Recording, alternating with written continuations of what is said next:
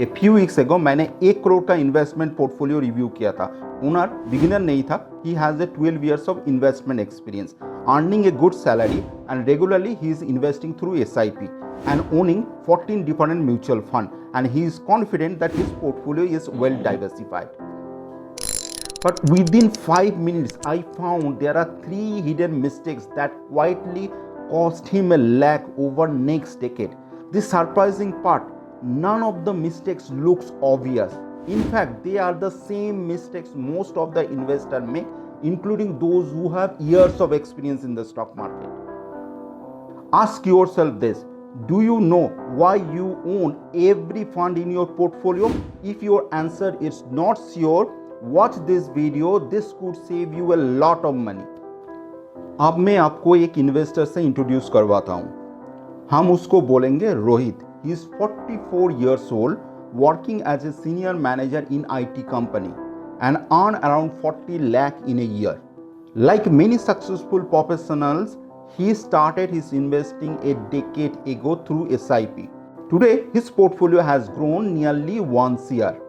His dream is simple: retire early, fund his child education, and achieve financial freedom. He was not a reckless investor. In fact, he did almost everything that the financial expert recommend. Regular SIPs, long-term investing, and stay invested through market ups and downs. So what did his 1 crore portfolio look like? At first glance, it looked very impressive.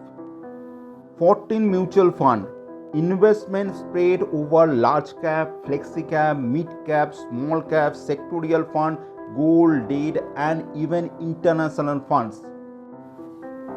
If I show this fund to any investor, they had probably say, look well diversified. And that's what exactly Rohit believed. But investing is not about how many funds you own, it's about what those funds actually own. When I started digging deeper, I was not looking at the fund's name. I was looking at the businesses behind this fund. That's when the first red flag appeared. Despite owning 14 different mutual funds, a huge portion of his money was invested in the same handful of companies.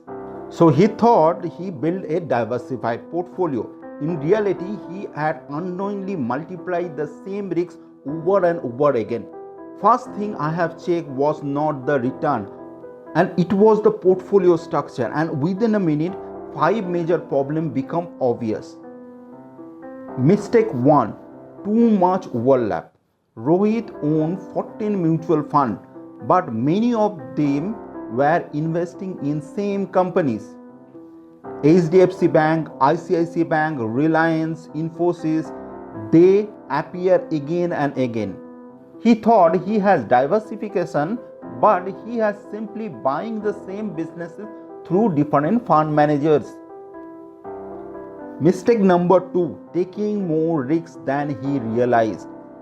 Nearly 1/3 of his portfolio was invested in mid and small cap funds.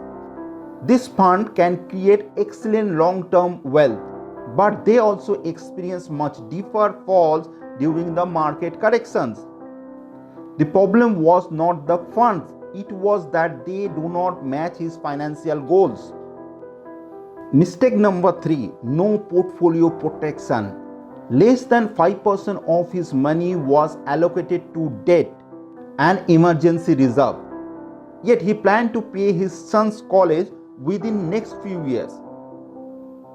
If market corrected sharply at the wrong time, he might have to force to sell equity investment at a loss. Mistake number 4: home country bias. Almost all of his investments were in India. While India has strongest long-term potential, relying on a single market means your entire portfolio depends on one economy. Global diversification was not adding complexity, it was reducing risk. And mistake number 5: no review process. The biggest surprise was not the investment itself, it was that the portfolio has not reviewed properly in years. Market change, goal change, but his portfolio stay exactly the same. After these changes, I was not expecting a dramatic high return, but I was expecting something more valuable. A portfolio that was simpler, better balanced, and far more likely to help him achieve his financial goal with confidence. Here is the biggest lesson from this portfolio review. The problem was never choosing a wrong mutual fund. The real problem was building a portfolio without a clear strategy. Everything we have discussed in this portfolio review is backed by established financial research. Harry Markowitz, in his modern portfolio theory, demonstrates the power of diversification. Behavior financial research by Nobel laureate Daniel Kahneman and Richard Thaler explain why investors often make predictable mistakes, and the research from leading institutes like Vanguard, BlackRock, and JP Morgan Asset Management constantly show that the discipline, diversification, and asset allocation and periodic portfolio review are among the most reliable drivers of long-term investment success. A successful portfolio is not measured by how many funds you own or which fund delivered the highest return last year. It's measured by one of the simple questions. Will this portfolio help you to achieve your financial goals with the least amount of unnecessary risk? Before you invest another rupee, ask yourself these three questions. Do I know why I own every investment in my portfolio? Is my portfolio aligned with my financial goal? If the market falls 30% tomorrow, will I still be comfortable holding this investment? If you are unsure about even one of these questions, it might be the time for a professional second opinion. If you found this analysis useful, subscribe this channel where every week I break down real investment strategy, portfolio mistakes, and practical wealth building ideas that could help you to become a smart investor. Cheers!